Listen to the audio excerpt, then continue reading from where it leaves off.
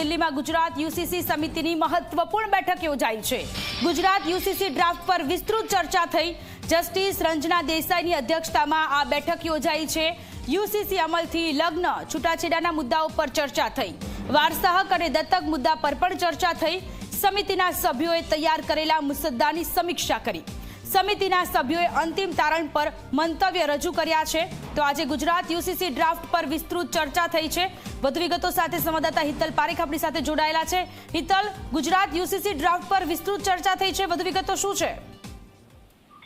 જી ચોક્કસ એવું કહી શકાય કે ગઈકાલે રાજ્યના યુસીસી અમલીકરણ અને પ્રગતિશીલ અને સમાનતા આધારિત કાયદાના માળખું તૈયાર કરવા માટેની જે સમિતિ રચાઈ છે તેની મહત્વપૂર્ણ બેઠક દિલ્હીમાં યોજાઈ હતી। સમિતિના અધ્યક્ષ જસ્ટિસ રંજન દેસાઈના અધ્યક્ષસ્થાને આ બેઠક યોજાઈ હતી અને તેમાં વિવિધ મુદ્દાઓને તલપરથી અભ્યાસ કરવામાં આવ્યો હોવાની વિગતો અત્યારે સામે આવી રહી છે।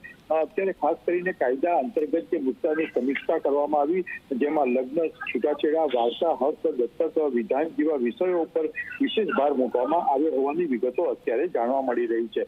આ જે હેતુ હતો બેઠકનો, એ ડ્રાફ્ટ તૈયાર કરતી વખતે આવા મુદ્દાઓનો ધ્યાન પર લેવા એ એક મહત્વપૂર્ણ હેતુ હતો ને એ અંતર્ગત આ બેઠક યોજવામાં આવી હતી। જી હિતલ, આભાર તમામ વિગતો માટે।